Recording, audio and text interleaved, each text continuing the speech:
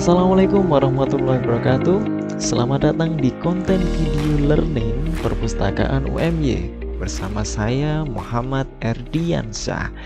Nah, kali ini saya akan berbagi gimana caranya menganalisis dengan aplikasi VOSviewer. Bagi teman-teman yang belum pernah tahu aplikasi VOSviewer itu apa, nah aplikasi VOSviewer ini salah satu alat bantu untuk menganalisis kalau misalkan di penelitian itu bisa bibliometrik, meta analisis, atau kita bisa mencari tahu tentang keterbaruan dalam suatu penelitian atau novelty. Jadi misalkan teman-teman punya salah satu kata kunci, terus ingin tahu kata kunci ini gimana sih keterbaruannya, masih ada nggak, masih relevan nggak, dan teman-teman bisa gunakan aplikasi VOSviewer ini untuk mencari tahu itu. Tapi sebelum ke arah VOSviewer, teman-teman perlu ketahui bahwa kita perlu alat bantu atau aplikasi-aplikasi yang lain yang sebagai pendukung sebelum kita menganalisa dengan aplikasi VOSviewer. Nah, yang pertama, teman-teman perlu menginstal yang namanya POP. Jadi POP ini salah satu aplikasi yang dia berfungsi untuk memanen data atau mengambil dataset dari beberapa database yang ada di internet. Seperti teman-teman lihat, teman-teman bisa ambil datanya Google Scholar, bisa ambil datanya PubMed, Scopus, Web of Science, dan lain-lain, termasuk Crossref. Jadi dia fungsinya untuk memanen data. Misalkan sederhananya gini, kalau teman-teman mengambil data dari Google Scholar, teman-teman buka websitenya Google Scholar, itu kan kalau kita mau cari gitu, mau ngambil itu kan kita perlu ambilnya satu-satu. Nah, kalau kita pakai Publish or Perish atau POP ini, kita bisa ambil banyak paper sesuai dengan keinginan kita. Kira-kira cara gunanya seperti itu. Nanti kita akan coba praktekkan. Lalu yang kedua, teman-teman perlu menginstal yang namanya aplikasi Mendeley, versi Mendeley desktop ya. Jadi Mendeley ini ada dua versi, yang versi lama dan versi yang baru. Namun untuk penggunaannya, kalau kita mau gunain VOSviewer, kita mau ngolah metadata, hanya bisa digunakan di Mendeley desktop. Di Mendeley yang baru atau Mendeley Reference Manager belum bisa melakukan itu. Jadi teman-teman, kita sarankan untuk menginstal Mendeley desktop. Gunanya saat teman-teman sudah mengambil dataset dari POP, sebelum kita tarik ke VOSviewer, kita perlu olah dulu metadatanya di aplikasi Mendeley desktop. Biasanya metadata yang sudah kita kumpulkan itu tidak semuanya lengkap. Fungsinya Mendeley desktop ini untuk melengkapi metadata yang sudah kita ambil dari POP, agar waktu kita menganalisis di VOSviewer akan lebih maksimal, terutama pada author keywordnya. Karena di sini kita akan belajar gimana caranya menganalisa berdasarkan author keywordnya gitu ya. Lalu yang ketiga, teman-teman perlu mengupdate atau menginstal Java plugin yang menjadi alat bantu kita agar saat kita mengolah VOSviewer bisa lebih maksimal. Dan yang terakhir tentu saja aplikasi VOSviewer, aplikasi terakhir yang nanti akan kita gunakan di akhir ya. Yang pertama, teman-teman, sebelum teman-teman mencari, kita perlu memilih dulu datasetnya mau diambil dari mana. Oke, untuk kali ini kita akan belajar gimana caranya ngambil dari Google Scholar, dan di video berikutnya kita akan belajar bagaimana caranya mengambil dataset dari Scopus dan kita olah dengan VOSviewer. Kali ini kita akan mengambil dari Google Scholar. Kita tinggal klik Google Scholar-nya di sini. Lalu kita ketikkan kata kuncinya, misalkan information seeking anxiety. Seperti ini. Setelah ketikkan kata kuncinya, kita bisa mengatur jumlah data setnya yang mau kita ambil. Misalkan kita kasih maksimalnya 200 gitu. Ini sesuai dengan kesukaan teman-teman ya, sesuai keinginannya masing-masing. Ada yang mau 200 atau 500 atau 1000, silahkan. Itu tergantung keinginannya masing-masing.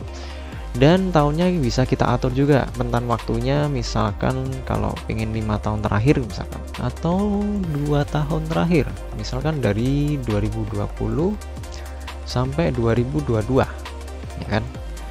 Nah, Setelah kata kunci, terus tahunnya, rentan tahun sudah kita atur, dan maximum number of resultnya atau hasilnya kita atur juga maksimalnya berapa, langkah selanjutnya tinggal kita klik search.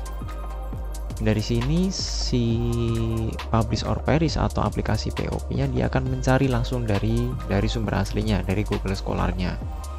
Nanti kita akan dapat sebanyak 200 maksimal dengan kata kunci tersebut. Nah, bisa teman-teman lihat, ini adalah paper-paper yang bisa kita ambil dan nanti akan kita olah di Postviewer. Dan teman-teman bisa lihat di sini tahunnya sesuai dengan apa yang saya ketikkan tadi, antara 2020 sampai 2022.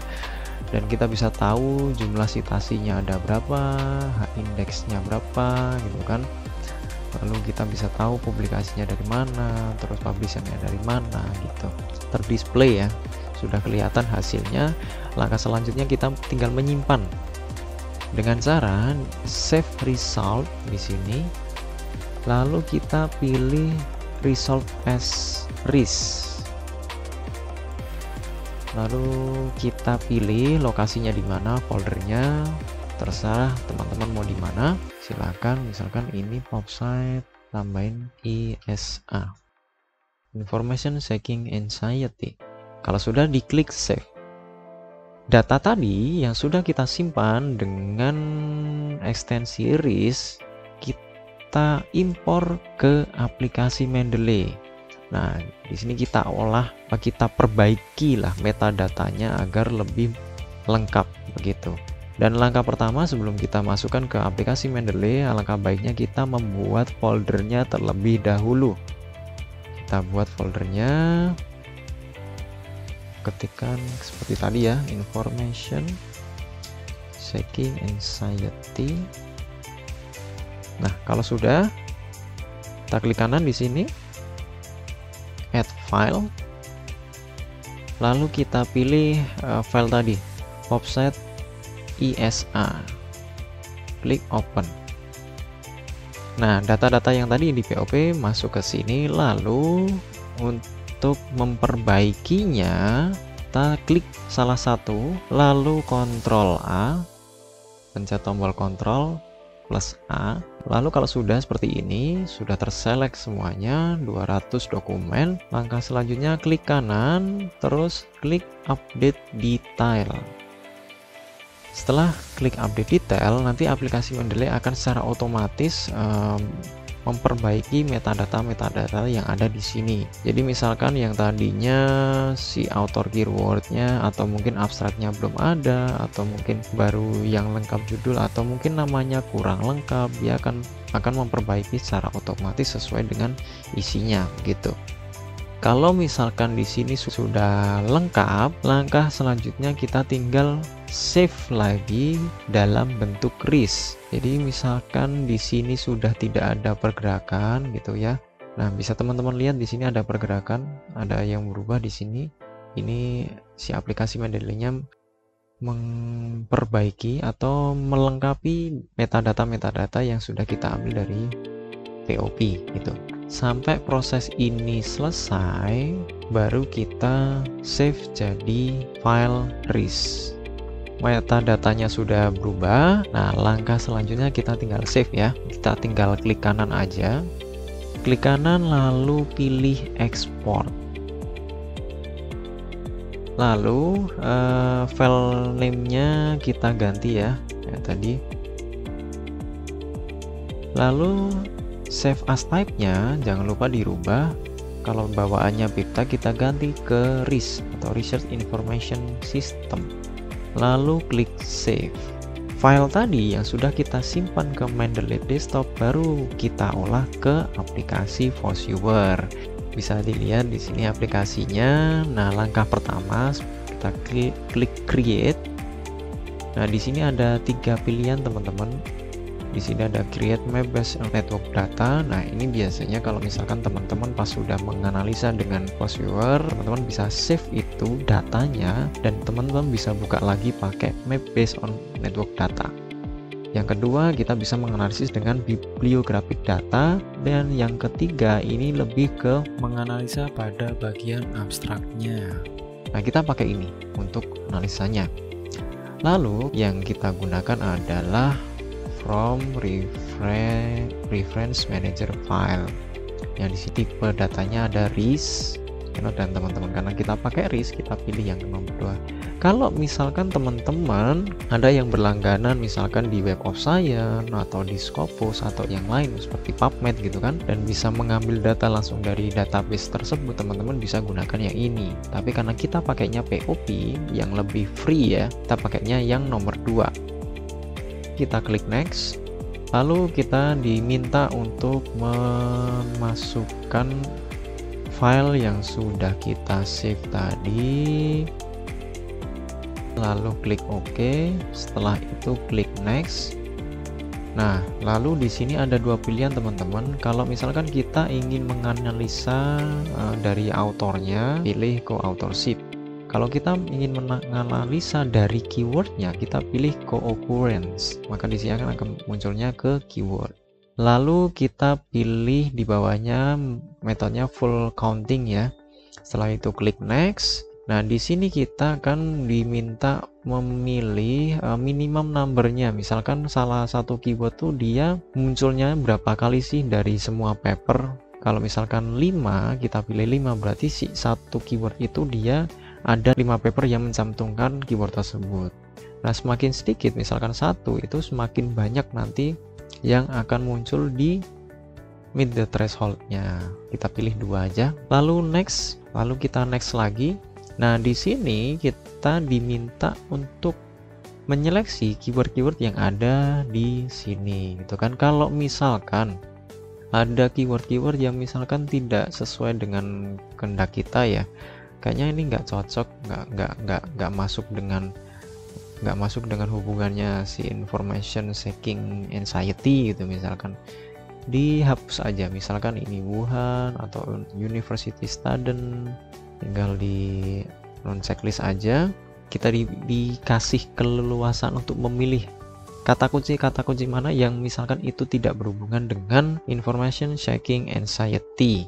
Kalau sudah, kita tinggal klik finish, maka si aplikasi FOSViewer sendiri akan menganalisa dan memvisualisasi data dari dataset yang sudah kita kumpulkan dari POP, lalu sudah kita perbaiki metadatanya menggunakan Mendeley. Di sini teman-teman bisa lihat ada beberapa tampilan ya. Di sini teman-teman bisa lihat ada network visualization, overlay visualization, density visualization.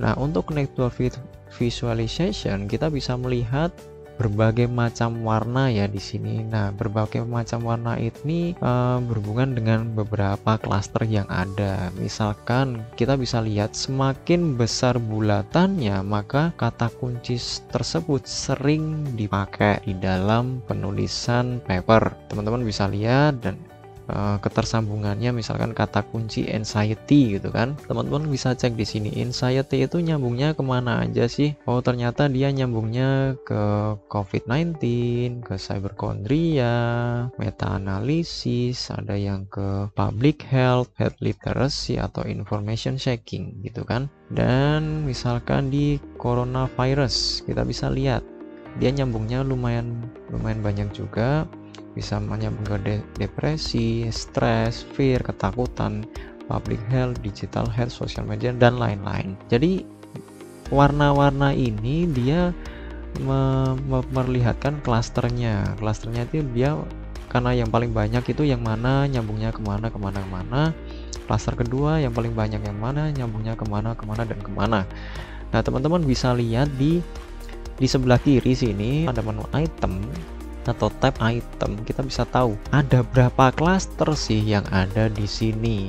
Misalkan yang paling tinggi di sini klaster pertama itu ada 12 item yang isinya ada digital health, e-health, infodemic, dan lain-lain. Dan klaster kedua misalkan ada anxiety disorder, behavior, children, dan lain-lain. Dan teman-teman bisa lihat semakin banyak warnanya berarti semakin banyak klasternya begitu. Nah, ini bisa kita lihat misalkan untuk kebutuhan penelitian gitu ya. Kita bisa lihat tersambungannya, kata kunci ini nyambungnya kemana. Terus kalau misalkan kita pengen menulis sesuatu, kita juga perlu bisa melihat kira-kira kalau ngomongin tentang information anxiety gitu, kira-kira yang sudah menulis tentang information anxiety itu hubungannya dengan apa sih gitu. Oh, ternyata di sini diperlihatkan bahwa information anxiety ini lebih berhubungan dengan information avoidance atau information overload. Kita bisa lihat misalkan information anxiety itu belum ada yang membahas tentang information anxiety dengan misalkan information seeking behavior misalkan di sini. Membuat penelitian karena ini belum ada yang membahas tentang itu. Karena kita bisa melihat oh ternyata ini ketersambungannya kata kunci satu ke yang lain lebih ke sini gitu ya. Nah, ini untuk network visualization-nya. Nah, lalu yang kedua ada overlay visualization. Nah, di sini kita bisa lihat warna-warna yang ada di sini itu menunjukkan dia tuh publish-nya itu kapan. Semakin kuning maka publikasinya dia semakin baru. Kalau di sini teman-teman bisa lihat di kotak di bawah itu kalau semakin gelap berarti dia semakin mungkin udah lama nulis apa yang publish tentang kata-kata kunci itu. Tapi kalau semakin kuning berarti dia masih baru nih, masih hangat gitu. Nah, kita bisa lihat keterbaruan dari kata kunci yang digunakan di dataset ini. Semakin kuning berarti dia publikasinya masih hangat-hangatnya. Lalu kita lihat juga di density visualization, kita bisa lihat juga mana-mana aja kata kunci yang paling sering digunakan gitu ya. Semakin warnanya kuning maka dia semakin sering dipakai. Karena kita carinya lebih ke rentan waktu 2020 sampai 2022, otomatis kata-kata COVID-19 itu hangat banget gitu ya. Dan teman-teman dari visualisasi data ini kalau misalkan kita pengen mengambil gambarnya ya, gambar yang ada di sini kita bisa save dengan screenshot di sini. Terus pilih save. Nanti kita bisa mengambil gambar yang ada di sini. Tergantung kita milihnya ada yang mana ya. Kalau misalkan network visualization nanti kita pilih dulu baru kita save screenshotnya. Kalau kita pengen menyimpan yang overlay, kita juga pilih dulu overlaynya, baru kita simpan, gitu, dan seterusnya. Lalu di sebelumnya teman-teman saya sempat mengatakan bahwa kalau teman-teman pengen melihat lagi data yang sudah diolah gitu ya, cara nge-save-nya ini kita gunakan yang ini, klik save, kita nyimpen data post viewer-nya. Nah, kita diminta untuk menyimpan 2 file di sini ya. Nah, kita pilih post viewer-nya, terus my file di sini ya. Kita pilih lokasinya di mana. Misalkan ISA 1. Lalu klik OK. Terus yang network filenya kita ketikkan ISA 2 biar kita bukanya lebih gampang. Kalau sudah diklik OK. Nanti file itu bisa teman-teman misalkan teman-teman pas menganalisa ternyata tidak sendirian, ada teman atau tim dalam penulisan. Teman-teman bisa share file itu ke teman kalian biar dia bisa buka ke aplikasi VoiceWare dengan file tersebut. Jadi tidak perlu mengulang proses analisanya dari awal, dari bentuk RIS tadi ke VoiceWare, tinggal buka pakai file tersebut. Dan demikian yang bisa saya bagikan teman-teman, semoga konten kali ini bermanfaat dan sampai jumpa di konten video learning perpustakaan UMY yang berikutnya. Terima kasih. Wassalamualaikum warahmatullahi wabarakatuh.